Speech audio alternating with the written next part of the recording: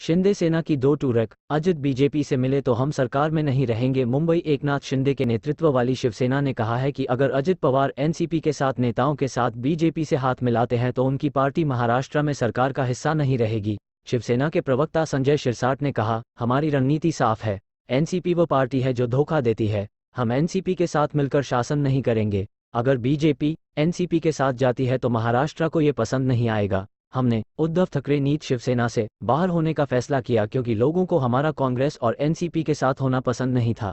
अजित पवार ने कुछ नहीं कहा है, इसका मतलब है कि वह एनसीपी में नहीं रहना चाहते। अजित पवार को वहां पूरी आज़ादी नहीं है, इसलिए अगर वह एनसीपी को छोड़ते हैं तो हम उनका स्वागत करेंगे। अगर वे एनसीपी के नेताओं के ग्रुप के साथ आएंगे तो हम सरकार का हिस्सा नहीं रहेंगे। शिरसाट ने कहा कि अजित पवार अपने बेटे पार्थ पवार के चुनाव हारने की वजह से नाराज हैं। उनकी नाराजगी का सुप्रीम कोर्ट के सामने लंबित शिवसेना के 16 विधायकों को अयोग्य ठहराने की याचिका के मामले से कोई संबंध नहीं है। पार्थ पवार को 2019 लोकसभा चुनाव में महाराष्ट्र की मावल सीट से हार का सामना करना पड़ा था। शिरसाट ने कहा, अजित पवार का संपर्क में नहीं होना कोई नई बात नहीं है, लेकिन उनकी नाराजगी का हमले कोई संबंध नहीं है। राउत का जवाब, सिर्फ शरद पवार की सुनता हूं। अजित पवार के बयान के बाद संजय राउत ने कहा कि वह सिर्फ शरद पवार की बात सुनते हैं। अजित पवार ने एक दिन पहले कहा था कि दूसरे दलों के नेता एनसीपी के प्रवक्ताओं की तरह व्यवहार कर रहे हैं। इस पर राउत ने कहा, शरद पवार साहब मेरी विश्वसनीयता पर सवाल उठा सकते हैं, मैं सिर्फ पवार साहब की सुनूंगा।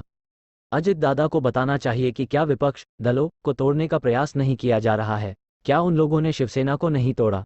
सुप्रिया सुले का दावा, 15 दिनों में होंगे 2 धमाके। एनसीपी सांसद सुप्रिया सुले ने दावा किया कि अगले 15 दिनों में 2 धमाके होंगे। इनमें एक दिल्ली और दूसरा महाराष्ट्र में होगा।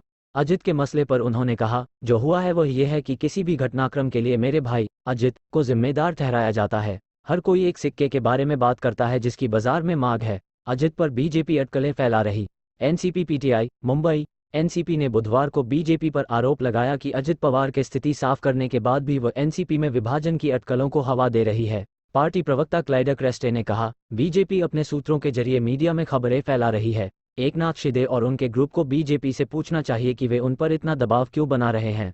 अजित पवार के अगले राजनीतिक कदम के बारे में अफवाहें पिछले हफ्ते तब शुरू हुई जब उन्होंने अचानक अपनी निर्धारित बैठकों को रद्द कर दिया। ऐसी टिप्पणियां भी की जिन्हें बीजेपी और मुख्यमंत्री शिंदे के खेमे के प्रति नर्म माना जा रहा था।